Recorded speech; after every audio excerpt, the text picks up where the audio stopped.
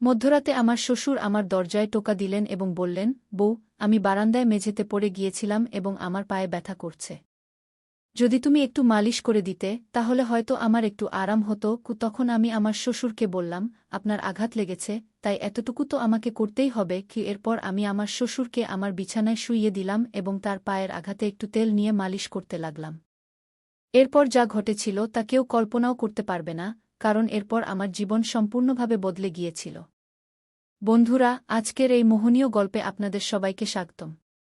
আমার বিয়ের মাত্র 10 মাস পরই আমার স্বামী হঠাৎ একটি সড়ক দুর্ঘটনায় মারা যান। আমার ভাই অনেক কষ্টে এখানে সেখানে থেকে ঋণ নিয়ে কোনোমতে আমার বিয়ে করিয়েছিলেন, কিন্তু 10 মাসের মধ্যেই আমি আবার আমার মায়ের বাড়িতে ফিরে আসি। আমার মায়ের বাড়িতে আমার মা ছিলেন না, তাই আমি খুব ভয় পেতাম যে যদি আমার ভাবি কিছু বলে তাহলে আমি কার আঁচলে মুখ লুকাব। আমার মা বাবা ছিলেন না, তাই ভয় আরও বেশি ছিল। এরপর হঠাৎ একদিন আমার শ্বশুর আমাদের বাড়িতে আসেন এবং আমার ভাইকে বলেন যে তিনি আমাকে আবার তার বাড়িতে নিয়ে যেতে চান। আমার ভাবি সঙ্গে সঙ্গে হ্যাঁ বলে দিলেন, কিন্তু আমার ভাই বললেন, এখন আপনার ছেলে নেই, তাহলে আপনি আমার বোনকে কেন নিয়ে যেতে চান? এতে আমার ভাবি ভাইয়ের সঙ্গে তর্ক শুরু করে দিলেন এবং বললেন, এতে এত ভাবার কি আছে? তিনি বলছেন যে তিনি তাকে নিয়ে যেতে চান, তাহলে নিয়ে যেতে দিন। তিনি তাদের বাড়ির বউ, ছেলে মারা গেছে তাতে কি? সে তার শ্বশুর বাড়ি যেতে পারে গু।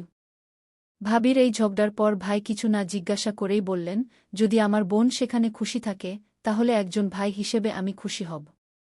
আপনি তাকে নিয়ে যান। এরপর আমার শ্বশুর আমাকে বললেন, চলো, কাপড় নিয়ে আসো। আমি আমার ভাবির সব অত্যাচার সহ্য করে আমার শ্বশুরের বাড়ি যাওয়ার সিদ্ধান্ত নিলাম।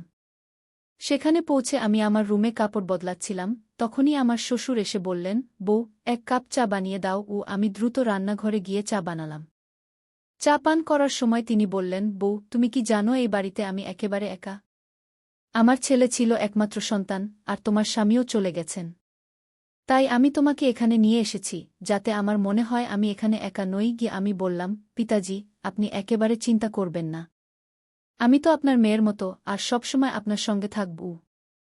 এরপর আমার শ্বশুর বললেন, আমি জানি তুমি আমার সঙ্গে থাকবে, কারণ তোমার ভাবি তোমাকে মায়ের বাড়িতে কখনো শান্তিতে থাকতে দেবে না। এইভাবে কিছু দিন কেটে গেল।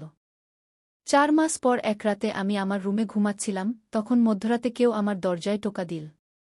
আমি বুঝে গেলাম যে এটি আমার শ্বশুরই হবেন, কারণ এই বাড়িতে আমার এবং পিতাজি ছাড়া আর কেউ নেই, আর মধ্যরাতে কে দরজায় টোকা দেবে?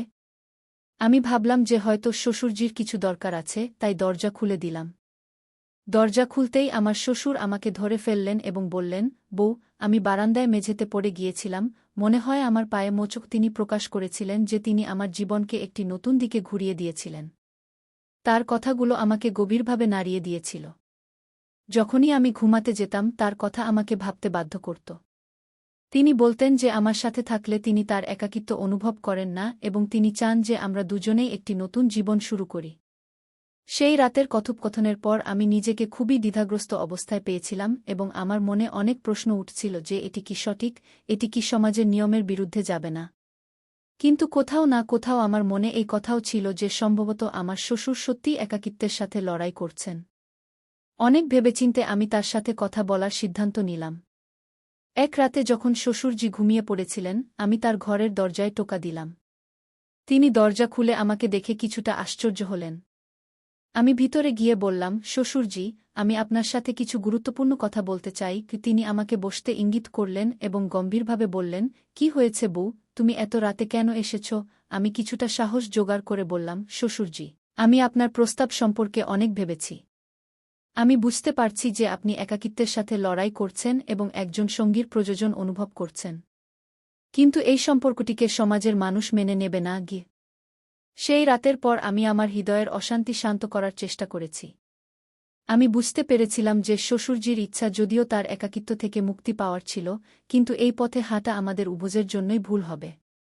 আমাকে আমার জীবনের দিক নির্ধারণ করতে হবে এবং আমি স্থির করলাম যে এখন আমি আমার জীবনের হাল নিজেই ধরব। পরের সকালে আমি আমার ভাইকে ফোন করলাম এবং তার সাথে দেখা করার ইচ্ছা প্রকাশ করলাম।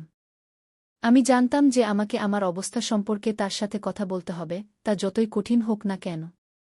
ভাই আমাকে দেখা করতে বললেন এবং আমি তার সাথে দেখা করার জন্য প্রস্তুত হলাম। যখন আমি মায়ের বাড়িতে পৌঁছালাম, ভাই আমার মুখের উৎকণ্ঠা বুঝতে পারলেন। আমি তাকে সবকিছু বললাম, শ্বশুরজির কথা, তার অনুভূতি এবং আমার মনের বোঝা। ভাইজি আমার কথা মনোযোগ দিয়ে শুনলেন এবং একটি গভীর শ্বাস নিয়ে বললেন, বোন, এটি একটি কঠিন সময়, কিন্তু আমি সবসময় তোমার সাথে আছি। তুমি সঠিক সিদ্ধান্ত নিয়েছ। তুমি তোমার মর্যাদা বজায় রেখেছ এবং তোমার আত্মসম্মানকে আঘাত করতে দাওনি। এখন তোমাকে কি করতে হবে তা তোমার উপর নির্ভর করে। কি তার কথা শুনে আমার মন হালকা হল।